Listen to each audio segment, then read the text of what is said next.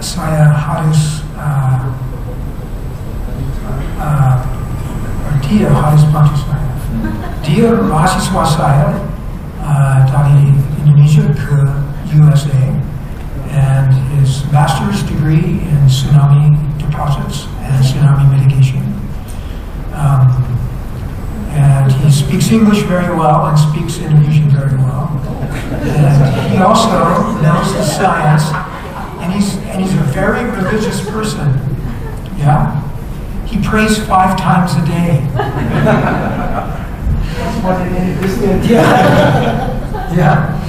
Yeah. So I'm grateful for his help. These are the sponsors of the Seismic Gap Tour. Geoscientists Without Borders is a nonprofit organization that tries to bridge the gap between what science knows is likely to happen and what those in harm's way are prepared for. I can't get a grant from the government or from other agencies to communicate to the people what the hazard is. I can study the hazard. So Geoscience Without Borders is bridging that gap. Also, Baker Hughes Foundation funds a lot of Geoscience Without Borders activities. And In Harm's Way is a nonprofit that I set up for getting funding to come to Indonesia and to go from village to village, desa to desa, rumah ke rumah, and deliver the message with mahasiswa dari university saya.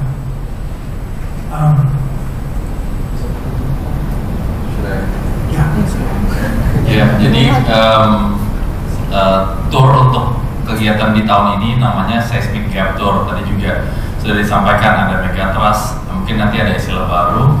Sebenarnya tidak baru karena akan saling berkaitan, namanya adalah Seismic Gap.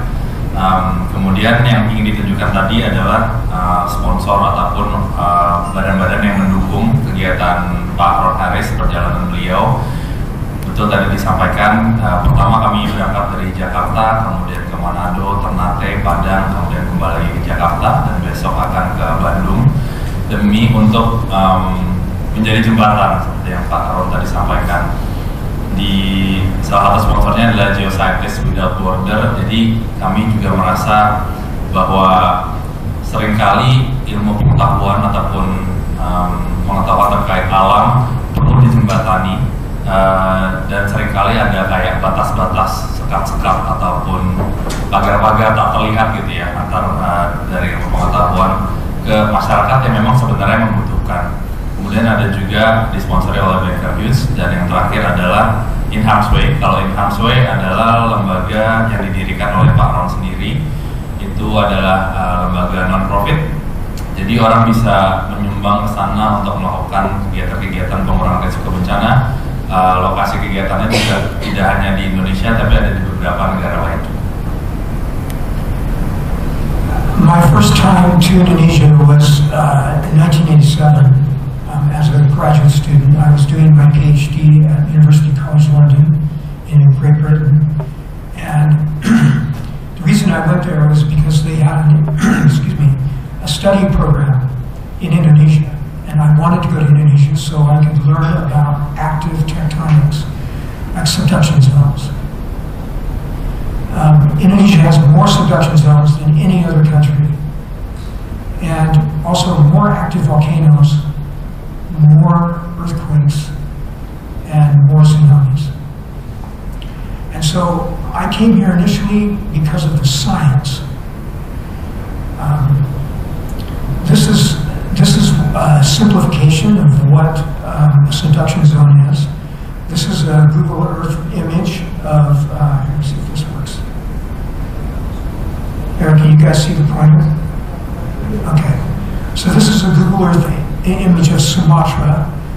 We just came back from Padang, and you can see that there's the deepest water is right here, and that's because the Australian plate, which is right here, is going down underneath the Sunda plate. As it goes down, the upper plate pushes it, so the deepest water, we call it an ocean trench. The trench marks where the plate boundary is between the two plates. Yeah. Sorry.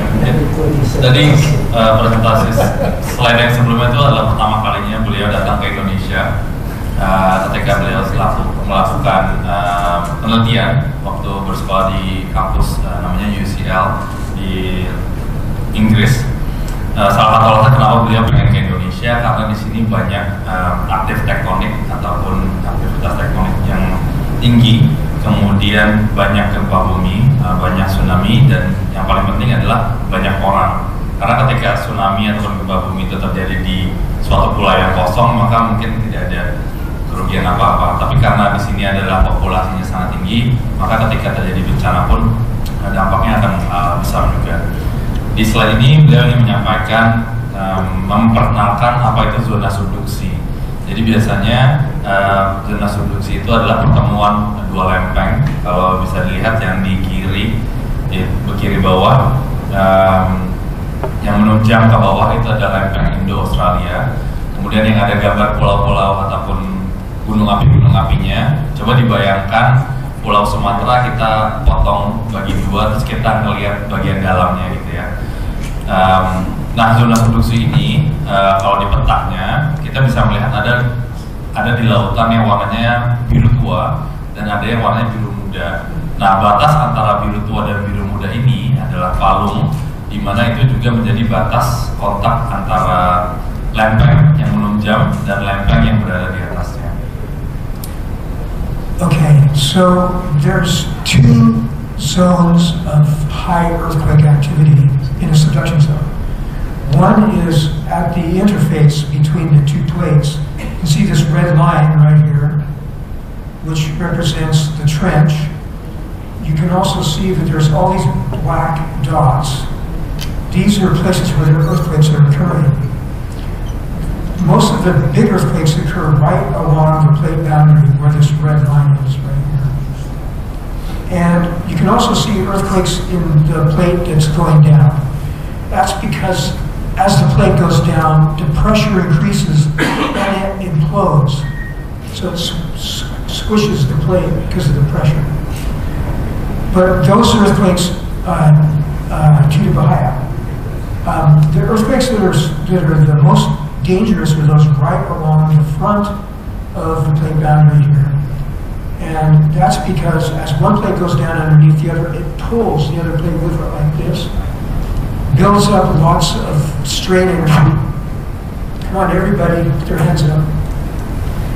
So this left hand of yours is going to be the Australian plate going down under, and the Asian plate is above. And as the Australian plate goes down, it pulls the Asian plate with it until finally, that's a megathruster. So, tidak ada gempa bumi, seismic gap, tidak ada gempa bumi, and then gempa bumi besar. Ya, di sini kalau bisa dilihat mungkin agak jauh juga dari Bapak Ibu yang di belakang, tapi nanti di slide-slide berikutnya juga akan ada versi yang mungkin bisa lebih dilihat. Kalau terlihat di bawah tulisan Padang dan ada kayak lingkaran-lingkaran merah untuk menggambarkan aktivitas kegempaan. Di bagian bawahnya itu ada semacam pertemuan antara lempeng yang menunjam dan lempeng yang ditunjam. Makanya tadi beliau menggambarkan dengan dua telapak tangan, satu ada yang menunjam, satu ada yang kayak terdorong ke atas. Dan ketika ini terjadi, seringkali ada semacam tersangkut gitu ya, atau terkunci. Nah, ketika dia lepas, nah itu akan ada terjadi pelepasan energi. Di situ adalah area ataupun zona yang akan mengakibatkan gempa yang besar. Itu juga bisa disebut sebagai zona megatrust. Nah, ketika dia terkunci, beliau juga menyampaikan seismic gap. Nah, ketika tidak ada aktivitas seismik, atau dengan mudah kita bisa pahami sebagai tidak ada aktivitas kegempaan, itu adalah gap ataupun ada kesenjangan aktivitas. Nah, ketika area tersebut terjadi pelepasan energi, maka akan mengakibatkan gempa yang besar. The second source of earthquakes is associated with volcanism. You can see the line of volcanoes right here. There's a line of them because as the Australian plate goes down and it gets to this area that's white, the heat is high enough to melt the plate. So magma coming up from the plate, this is melted rock, comes up from the lower plate, and you can see it comes in and it builds these tall volcanoes. Because the lower plate has lots of water in it, because it's been under the ocean for a long time, it brings that water with it down into the earth. When the water is released, it acts as a flux to lower the melting point of the mantle. And so the magmas that come up to the surface are full of water. You know what happens when you have batu panas and you pour water on it, you get an explosion. So the volcanoes in Indonesia are explosive volcanoes. They're not like Hawaii or Iceland. They blow up because of the water pressure. Go ahead. Sumber gempa kedua adalah di jalur pegunungan itu sendiri. Kalau bisa terlihat di situ juga ada garis merah. Itu menunjukkan patahan, dan juga kenapa tadi beliau menjelaskan bagaimana proses erupsi gunung api. Jadi ketika ada lempeng yang menunjam tadi, karena lempeng yang menunjam ini kan lempeng samudra, jadi membawa juga air-air ketika dia menunjam. Nah, ketika air itu masuk ke area yang lebih dalam, kemudian terbawa oleh magma yang dari lelehan lempeng, terus naik ke arah gunung apinya. Nah, si air itu akan menjadi semacam yang mereaktivasi letusan itu sendiri di gunung api. Makanya di Indonesia ini gunung apinya adalah bertipe eksplosif, karena tadi beliau menggambarkan ada batu panas terus kita siram gitu pakai air, maka kita akan menghasilkan kayak uap-uap panas yang keluar. Seperti itu analoginya.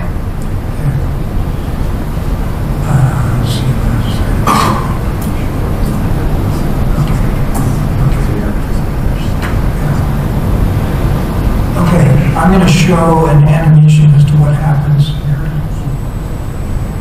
This is the 2004 megathrust earthquake and tsunami.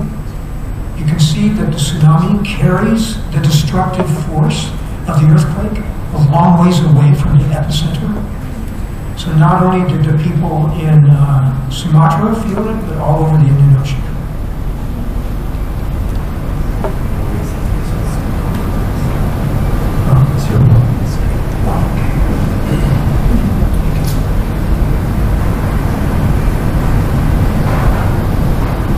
So this is a cross-section right here of the subduction zone. You can see the place where it's locked. So if I stop right there, you can see that it's pulling the upper plate with it as it goes down. So you're deforming the upper plate of Indonesia. So essentially the coastline of Sumatra is being pushed backwards up to 30 meters.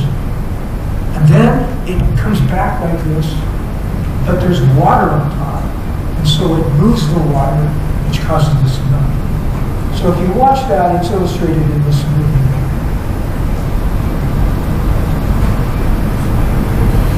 That's the tsunami.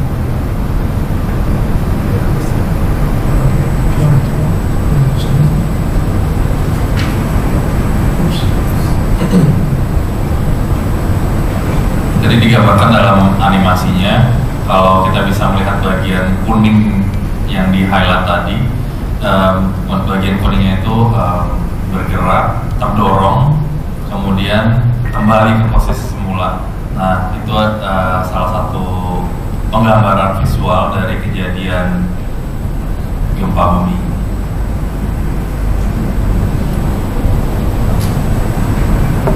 Jadi beliau menggambarkan kayak di sepanjang Sumatera itu posisinya sudah terdorong kayak sekitar 30 meter. Ketika terjadi perubahan energi, maka posisinya akan kembali dan itu akan mendorong air yang ada di lautan juga, dan air tersebut akan bisa kembali lagi untuk mengakibatkan tsunami. Okay, I have another illustration from my kitchen at home. This is a piece of bubble wrap, and this is a cutting board right here. The bubble wrap is rough, and so sometimes the cutting boards get stuck. Sometimes it gets stuck just ka-choo, sometimes it gets stuck soft. Yeah, so you get earthquakes of different sizes on the same fault zone. So, ka-choo, ka-choo, ka-choo, sedikit besar, sedikit besar, ka-choo, ka-choo, ka-choo. Oh, kunchi, kunchi, kunchi.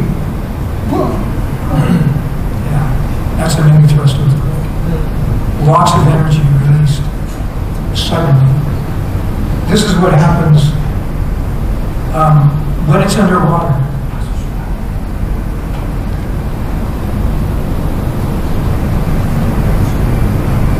You can do this in the bathtub, right? You can take your feet and go like this and make a tsunami in your bathtub. I don't have a video of it, so. Yeah. Okay.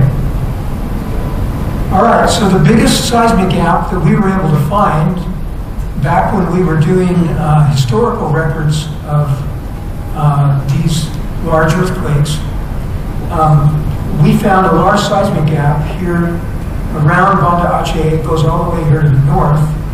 We thought that that was the next place, and then we also found a seismic gap down here in Java and southernmost Sumatra. How many of you are from Sumatra?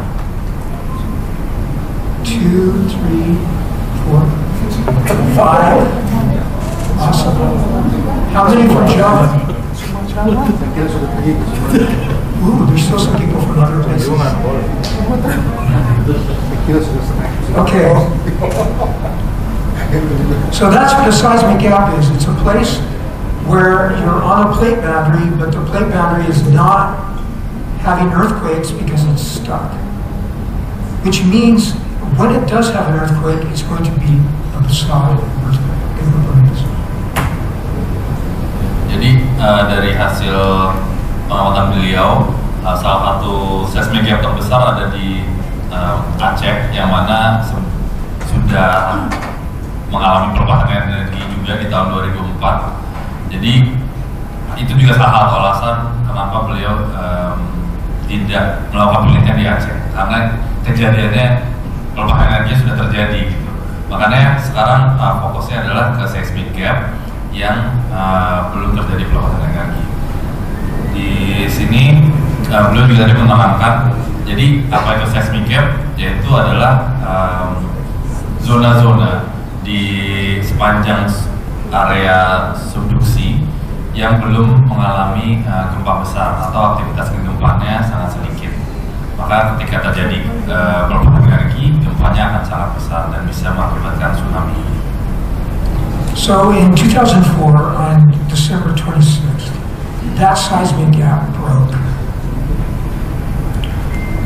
It was one of the hardest things in my life to witness, because we had been working in this area. We had published a small paper talking about the danger of the seismic gaps. And then it happened 3 years after we published the paper, the press came in the US, ABC, NBC, CBS, CNN, came to the university wanting to know why the people of Indonesia didn't listen to me. And I had to tell them it's because I didn't communicate to the people the hazard. I was doing this for the sake of science, not for the sake of other people. That was hard for me to take.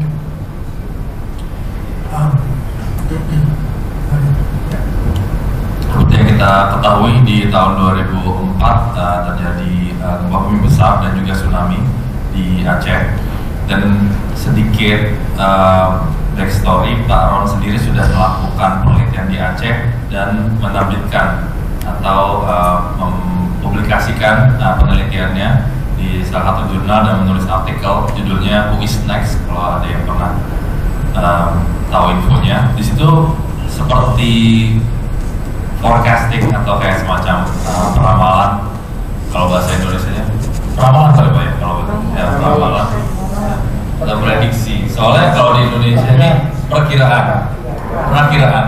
Soalnya kalau di sini tuh prediksi itu sangat, kata prediksi cukup berbahaya Pak ya.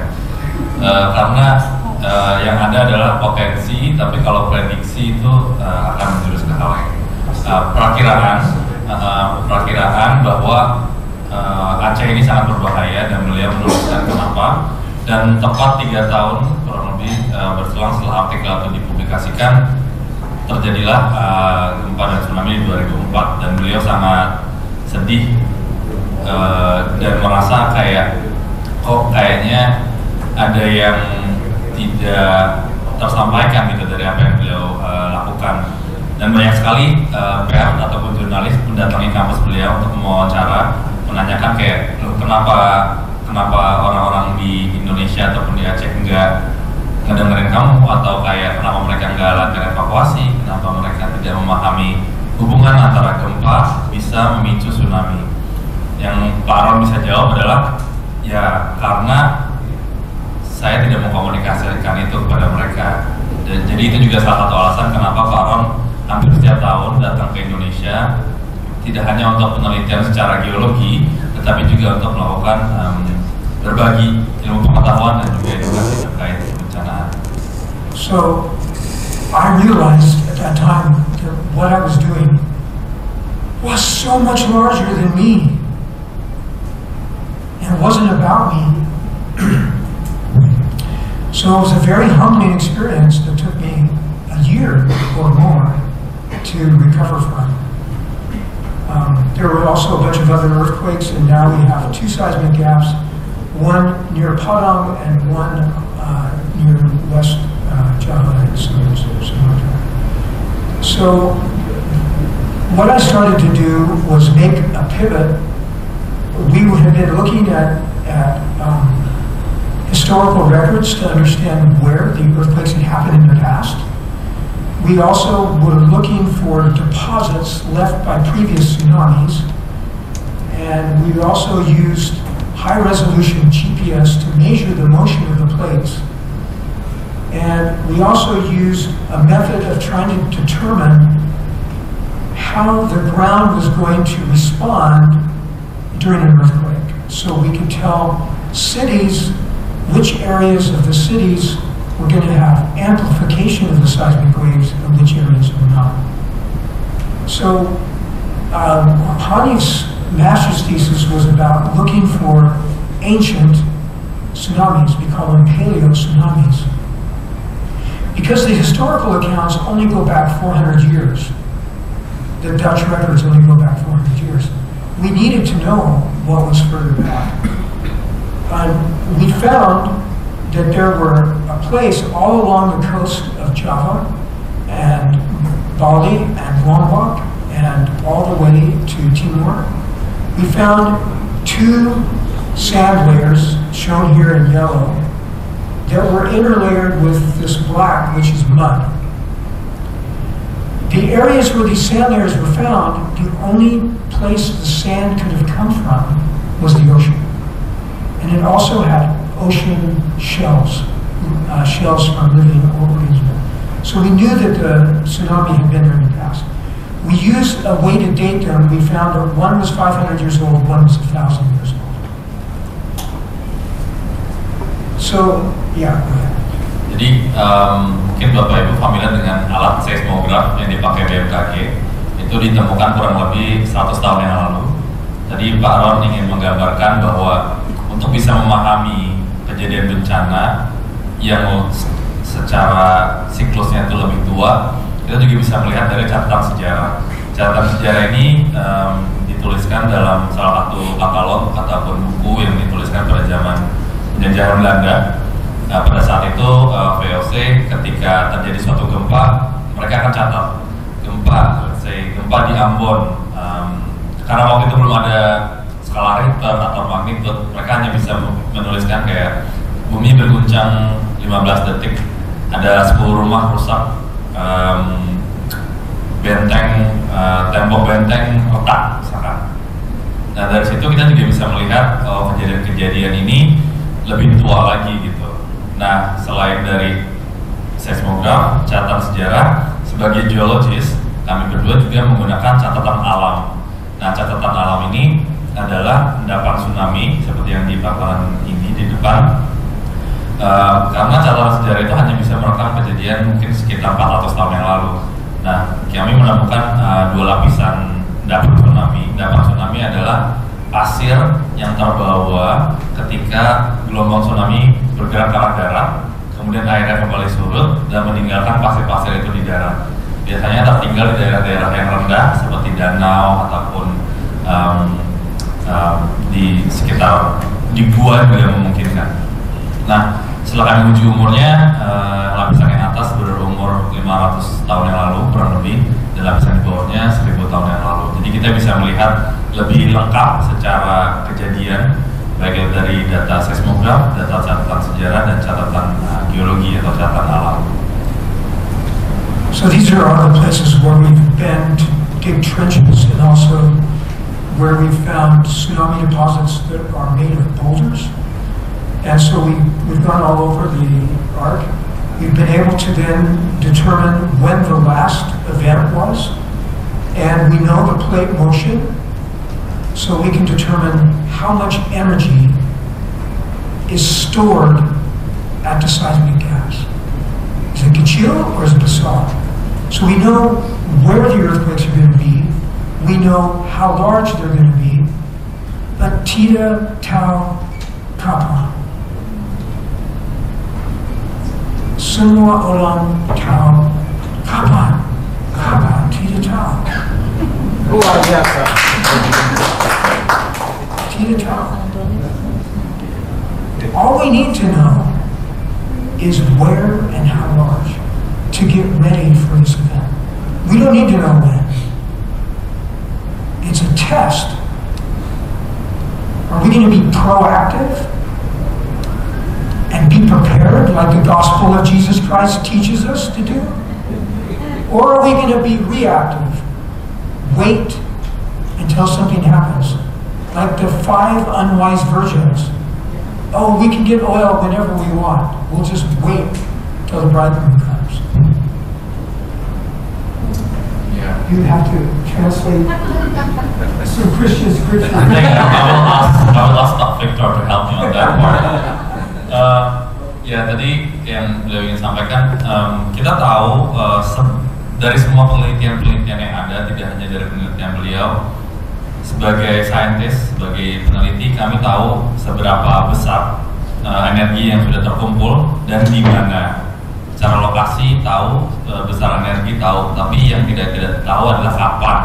Tapi biasanya pasti ada aja setiap beliau ngasih seminar, pasti aja ada yang nanya kapan. Jadi kayak kalau di Manado kapan tsunami-nya, misalkan gitu. Kalau di Ternate kapan. Jadi mereka mau tahu kapan, biar mereka siap-siapnya entah kalau udah mau dekat gitu.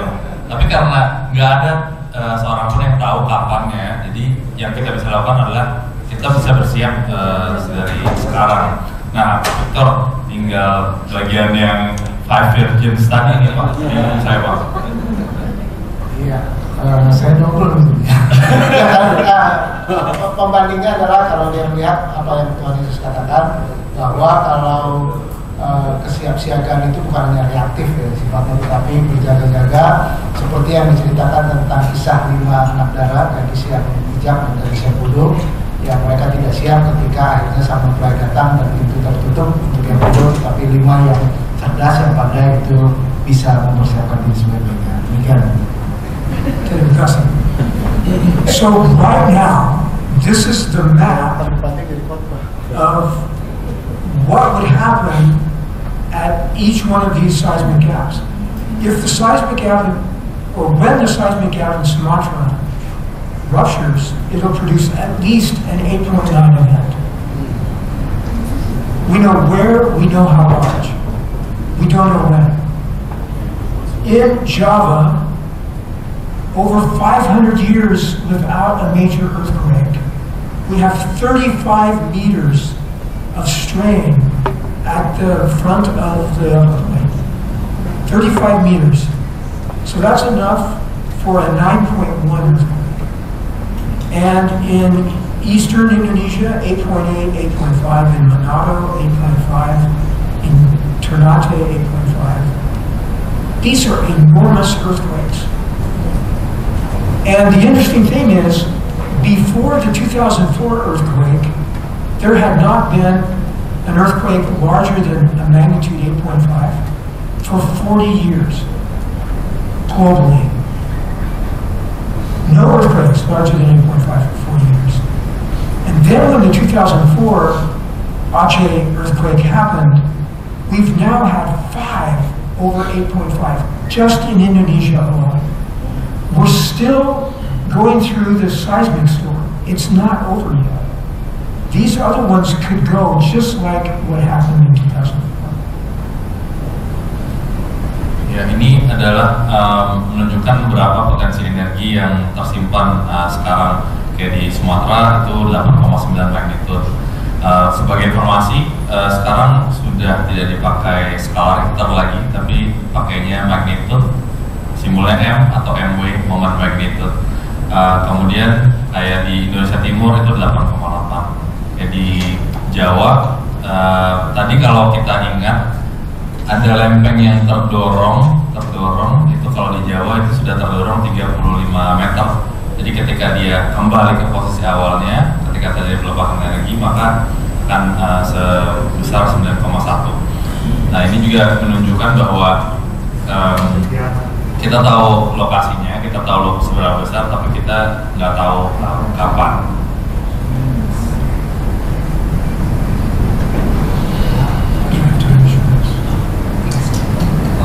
Okay. So when we had the 2004 tsunami, it was the largest tsunami ever recorded in the world. It was the 3rd largest earthquake ever recorded in the world. The people who lived closest to the earthquake and the tsunami were the Moken people. They are sea gypsies. They live on the boat. Tidak ada cell phone, tidak ada internet, tidak ada TV, tidak ada radio, tidak ada sekolah. And yet they had the highest survival rate of all the people. They were the closest to the epicenter, highest survival, least amount of knowledge, no science.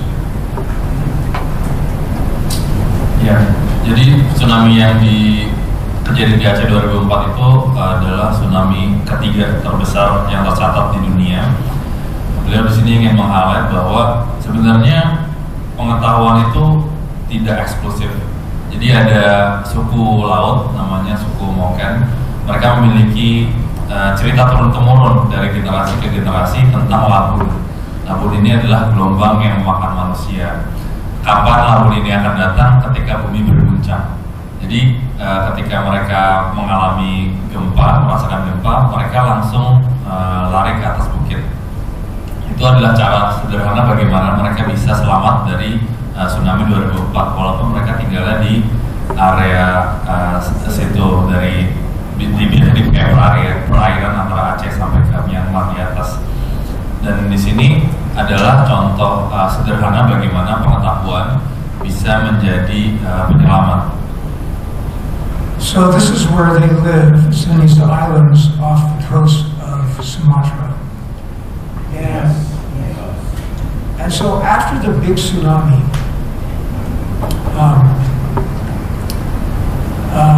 I was coming back from Indonesia. I put my bag down.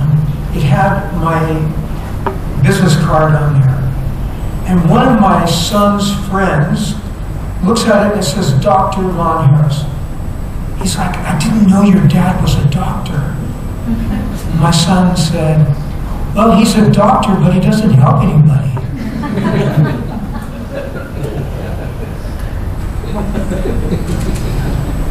Ya, ada cerita yang beliau masih kenal sampai sekarang. Jadi waktu di rumahnya ada anak temannya main, terus dia ngelihat ID-nya Pak Ron. Terus kan biasanya kalau udah PhD, udah S3 ada gelar doktor ya di depannya ya. Terus si teman anaknya nanya, oh aku nggak tahu loh kalau bapak kamu seorang dokter.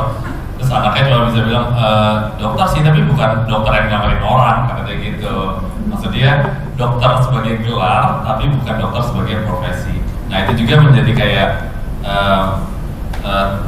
tersentil gitu ya Pak Ron, bahwa oh saya juga punya gelar dokter, tapi kenapa saya nggak bisa nolongin orang ya? Itu salah satu motivasi beliau untuk menjadi dokter yang ke arah sana dengan kemampuan beliau di bidang ilmu kebencanaan. So I did a pivot, and I decided that I would be a doctor who helps people. And the way that I could do that was to take what I was already doing and communicating it to those in harm's way, and then helping those in harm's way to reduce the risk. It was not a hard pivot. I was already doing what I needed to do. I just needed to make sure that I found a way to make my passion a way that helped other people. We all are in this situation. We all have something we absolutely love to do. And the most joy comes from connecting that to the needs of others. Ya, jadi beliau melakukan sebuah pivot atau sedikit berbelok gitu dari yang sebelumnya hanya melakukan hard science, hanya melakukan penelitian di bidang ilmu geologi. Kemudian beliau juga merasa ada aspek lain dari ilmu kebumian ataupun kebencanaan yang bisa diperbantukan untuk orang lain, yaitu adalah dengan cara bagaimana kita bisa mengkomunikasikan pengetahuan itu. Nah, jadi setiap beliau ke lapangan pasti kalau ada yang nyamperin, kita selalu kayak ngajak ngobrol ataupun tanya, karena kita juga perlu mendengar bagaimana pengalaman mereka hidup di daerah-daerah yang rawan bencana. Dan ini di setiap kota pasti kami juga datang ke BPBD ataupun BMKG untuk mendengarkan apa sih yang sudah dilakukan di kota tersebut, apa yang sudah bekerja dengan baik dan apa yang belum bekerja dengan baik.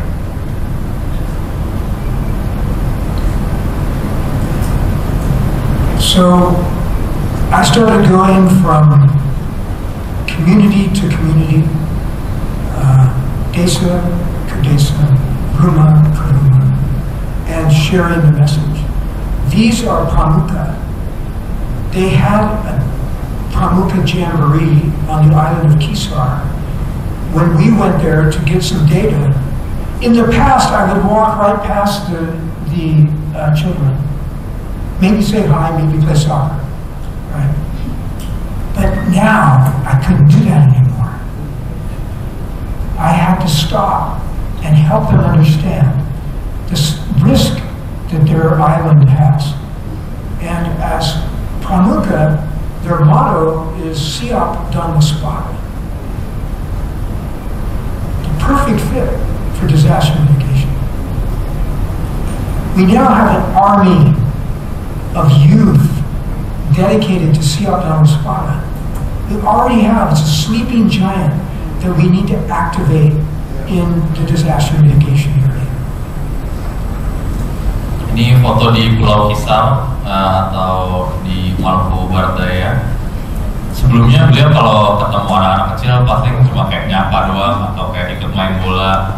Tapi setelah beliau menyadari bahwa komunikasi ilmu pengetahuan itu sangat penting, maka ketika beliau menemui grup ini, beliau juga ingin berbagi cerita tentang potensi kebencanaan di daerah tersebut. Karena seringkali untuk masyarakat modern ada semacam gap informasi yang terputus dari generasi ke generasi berikutnya. Tapi kalau yang di case yang suku laut sebelumnya, yang mereka hidup masih secara tradisional, itu biasanya lebih terbangun, baik itu tradisi lisan ataupun tulisan terkait hal-hal seperti ini. So these are the things that we've done over the past 20 years, mostly the past 10 years.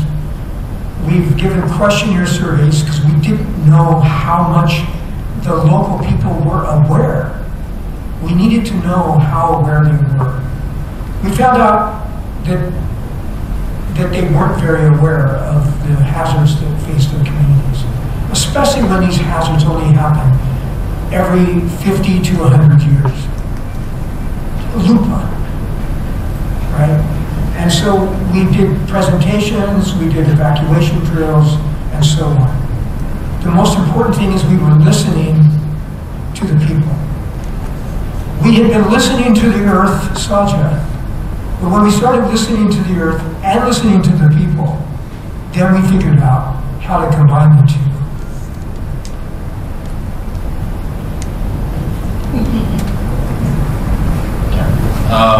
Beliau sebagai geologi, kami merasa pekerjaan kami adalah mendengarkan bumi atau memahami bumi, tapi aspek lain yang ada di bumi ya, dan membuatnya menjadi suatu tempat yang lebih hidup adalah manusianya itu sendiri. Jadi aspek kedua adalah mendengarkan manusia. Tadi beliau membuat suatu list bagaimana kegiatan dari mendengarkan manusia itu sendiri, baik melalui survei, melalui presentasi, dan juga melalui interview dan kegiatan-kegiatan lainnya. Dan di sini ada gimana contoh Patimura di Indonesia Timur, Patimura dari Ambon. Patimura was a hero fighting against the Dutch, but the Dutch hilang, right? The Dutch are no longer there. No longer any communists either. So what are the Pramuka supposed to be aware of and protect people from? Now we've given them a focus, disaster mitigation. So these are some young men with a hazard map of their island, trying to do a walk around and determining what's a hazard and what's a vulnerability, what's a capacity. Same with women. We used Christina Tia Agu, who was a young woman hero because of her bravery in fighting against the Dutch. Now these young women are going to become mothers, and most of them, and what they need to do is teach their families, their children, before the children go to school, about what to do, especially if they live close to the coast. The children have to know that they can't wait in order for them to evacuate. Because the time is so short. Once you feel the earthquake, that's the warning that a tsunami is coming. The time is so short. You have to evacuate. I forgot to mention, the reason why the sea gypsies had such a high survival rate is because they had this myth about Laboon or about, what was the other one's name? Smog, which was a sea monster that ate people. Because they had had tsunamis before, and that's the way they interpreted what happened. So they had the science completely wrong. But because they communicated this to their children when they were young, As soon as you feel the ground shake, you don't look for mom, you don't look for dad, you don't look for brother and sister, you go as fast as you can away from the coast so you don't get eaten by smog. Very effective. Scientifically completely wrong. Very effective.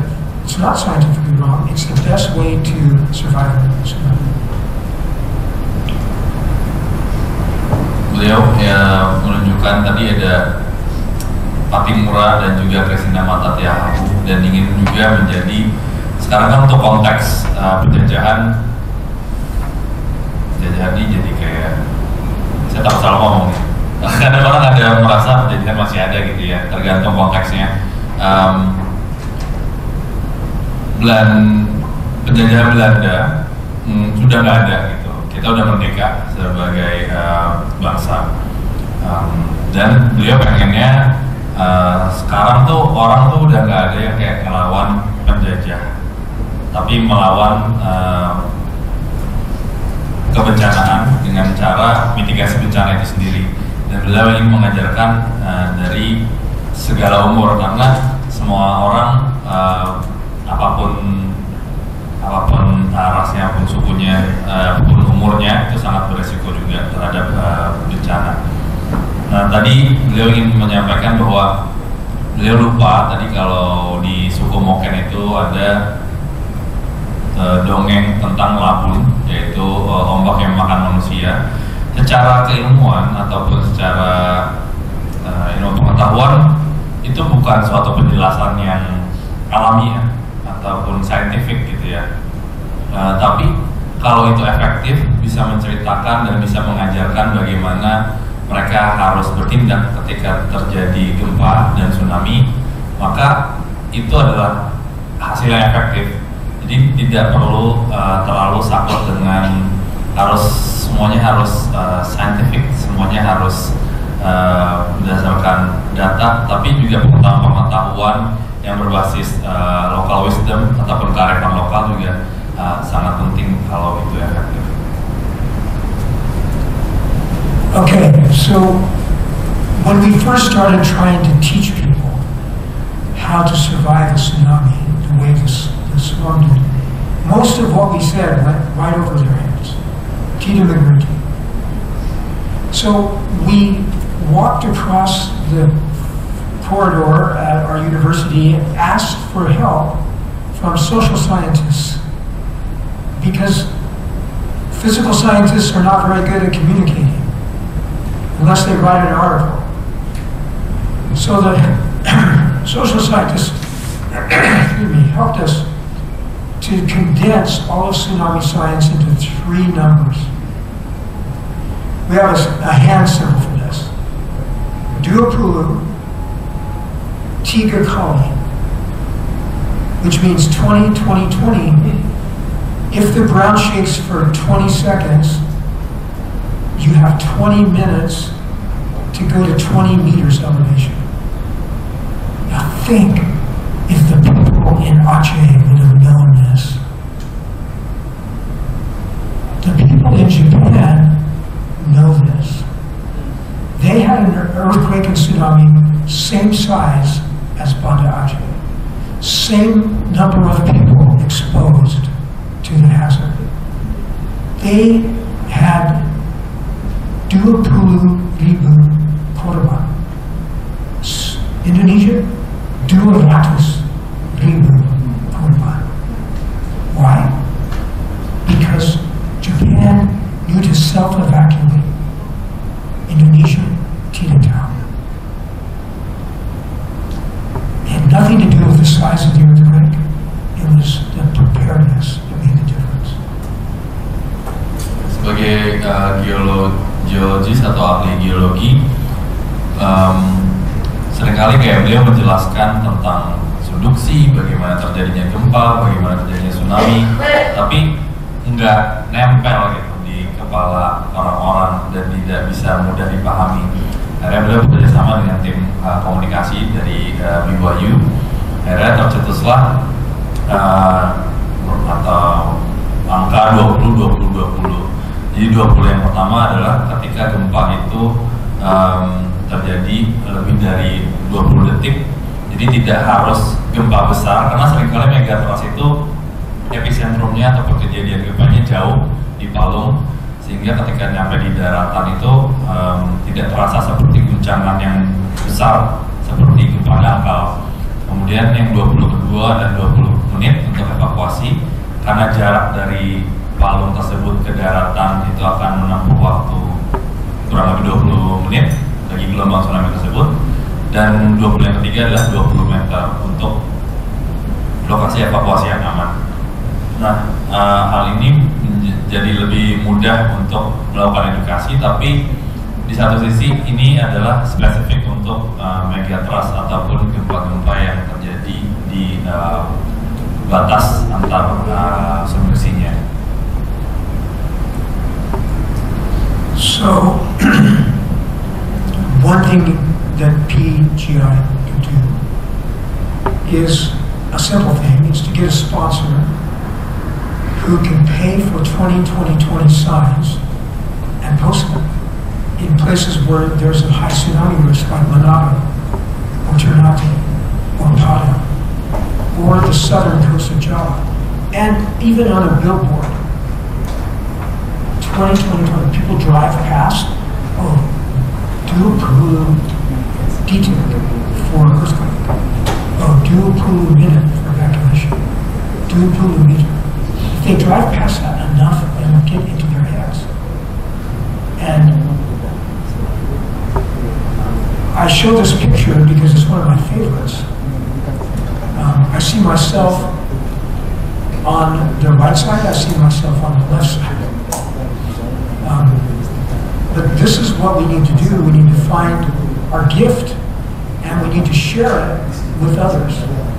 If your gift is being a geoscientist, then you do geoscientists to help other people, not just to find oil and gas or minerals.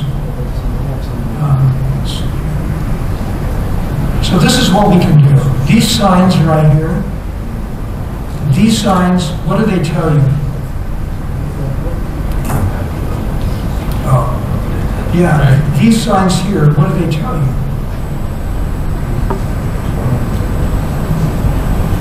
They tell you the direction to go. How do you know when to go? Oh, maybe the government's going to give you a message? Well, that doesn't work, because how do you get the message to all the people who are in harm's way? A lot of people say, oh, there's a siren. We've been all over Indonesia, and every time we see a siren, we ask if we can hear it. We find out who's got the button. They push the button, nothing happens.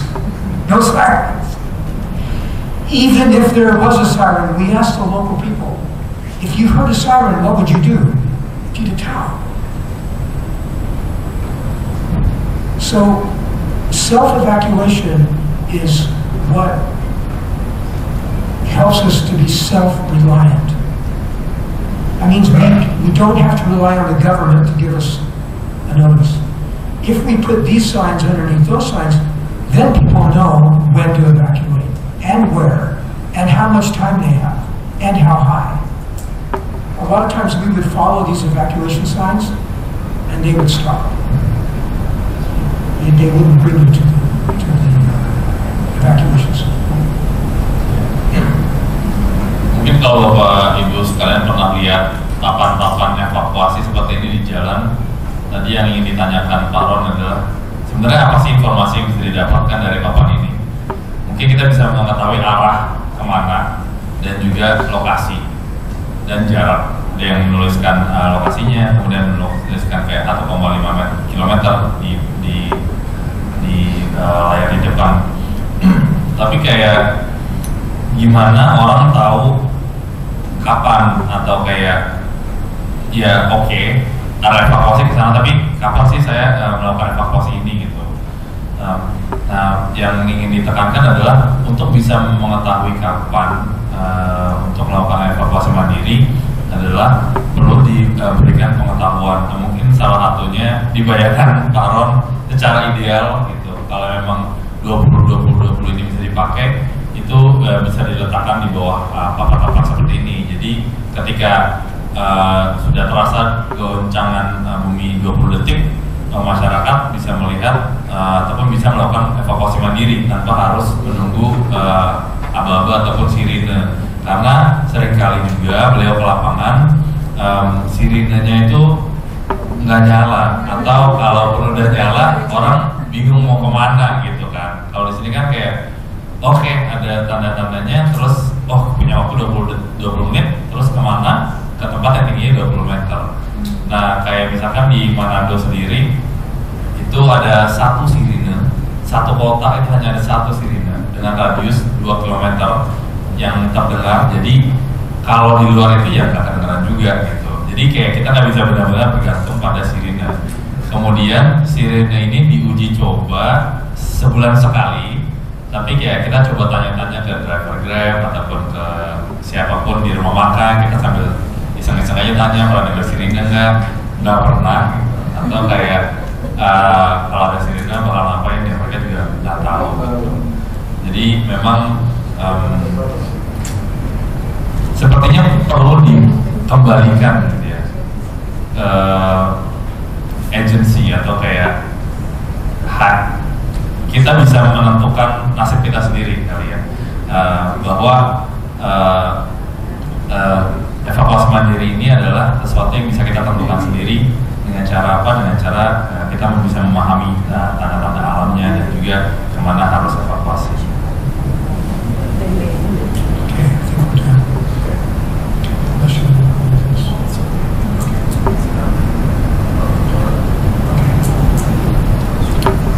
Terima kasih banyak. Cukup untuk saya.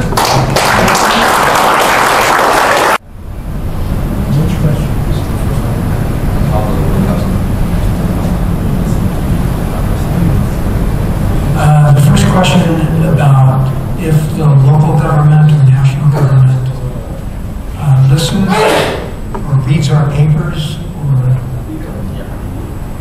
they've invited me to several presentations. So I've seen evidence that they are listening. We had a presentation in Lombok once, Hanif Dansaya, and we showed the forecast for the Java Trench having a magnitude 9 event. And we had the press there. The press put it online, and we had it go viral. So I think 38,000 hits in 24 hours, including the president's office, Jokowi. And then we had feedback because Jokowi asked the BMKK why this is the first time they'd heard this. And so the BMKK had to respond to Jokowi.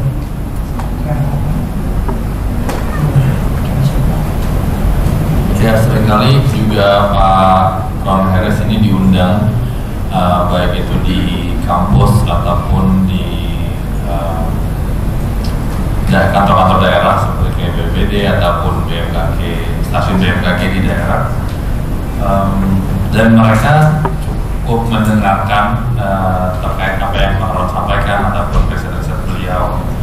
Kemudian ada satu hal yang ada satu cerita. Jadi waktu itu mungkin 2019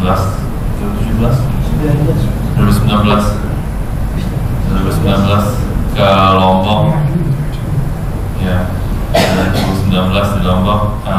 Setelah presentasi itu ada beberapa jurnalis yang kayak mewawancara Pak Ron, dan Pak Ron juga menyampaikan apa yang beliau sampaikan dari paparannya, seperti mungkin kurang lebih seperti yang tadi disampaikan. Dan itu sampai ke kantor staf kepresidenan, dan kantor staf kepresidenan bertanya kepada BMKG, kenapa kita baru dengar potensi yang sebesar ini, berarti gitu. Jadi yang sejauh ini dikeluarkan sama BMKG itu tidak sebesar apa yang Pak Ron sampaikan. Tapi menurut saya poinnya di sini adalah update ilmu pengetahuan kali ya, karena ilmu pengetahuan itu selalu berkembang. Jadi kayak misalkan kemarin salah satunya kita ke Padang, di Padang itu mereka menggunakan berpikirkan pada Padang Konsensus 2010 untuk kayak peta inundasi ataupun jarak bagaimana gelombang tsunami sampai ke daratan. Tapi di 2017 dari Pusgen, Pusat Gempa Nasional, mereka melakukan kajian sesar aktif dan kumpulan energi yang ada di zona subduksi masing-masing segmen, dan itu sudah melebihi itu. Jadi mungkin hal-hal seperti itu juga yang perlu ditekankan atau dipahami bahwa ilmu pengetahuan selalu berkembang, dan semakin bertambahnya tahun, otomatis juga energi yang terkumpul akan semakin bertambah juga di zona subduksi.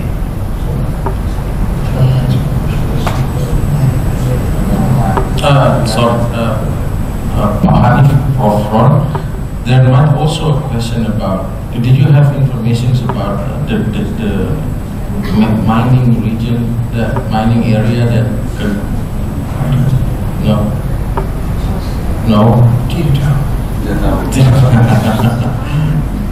Ya. Oke, selanjutnya dari, ya silakan Pak Tito. Ya, baik, menjawab langsung yang tadi ditanyakan oleh Victor dan Ibu Tera.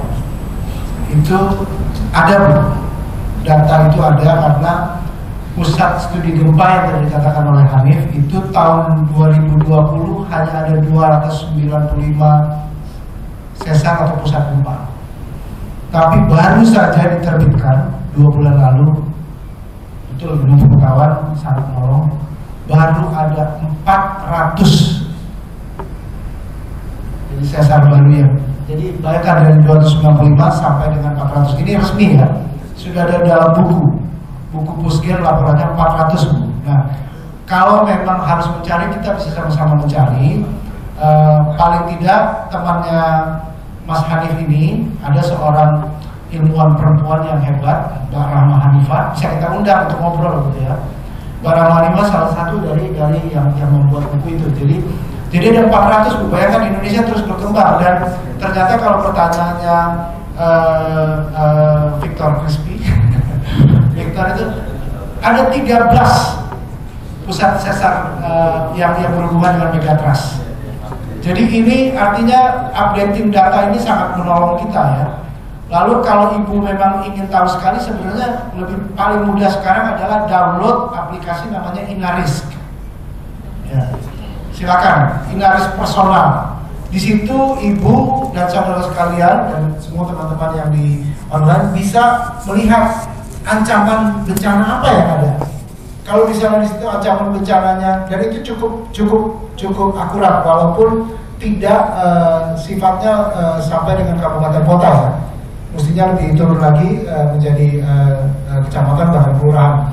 Tetapi itu sangat menolong. Jadi silakan nanti download Inarisk. Jadi itu yang jadi ada data pusat studi gempa, lalu kemudian Inarisk, lalu kemudian indeks resiko bencana Indonesia itu per kabupaten kota sudah turun. Jadi ada banyak yang bisa kita dapatkan, data sudah tersedia di berbagai hal gitu. Nah itu mungkin Pak Victor juga ya. Jadi ada 13 kalau sekarang yang updating. Tapi lebih lanjutnya, karena teman-teman You Inspire itu ada orang-orang muda, nanti tanyanya ada bakalannya Mas Hanif lah ya. Jadi Mbak Rahma Arifah, karena dia ahli gempa dan kemudian juga ada Pak Daryono, kita bisa undang setiap saat Pak Daryono, sangat senang. Lalu Pak Agustin ya, dari GPR dan PGW Jakarta. Sebetulnya pertanyaan Ibu Tera dan Pak Agustin sama. Apakah sudah naik ke dalam pemerintah? Sudah banyak peraturan-peraturan kebencanaan yang sudah diakomodasi oleh pemerintah. Jadi walaupun kita sadar peran gereja masih mungkin tipis, artinya dalam menyuarakan ini ya, dan kemudian itu harus dimasukkan dalam bukan hanya undang-undang dan PP, tetapi juga perda, karena lokasinya perda itu sangat penting, khususnya kabupaten kota ya. Nah pertanyaan itu adalah Pak Agustin, kita bicara tentang betul bangunan. Dulu ada namanya IMB, sekarang sudah diganti Pak, lebih teknis namanya PBG, lebih dipermudah, persetujuan bangunan gedung. Dan itu yang kita sedang lakukan bersama-sama mengadvokasi. Jadi titik tekannya gereja harus bersama-sama beradvokasi. Ya.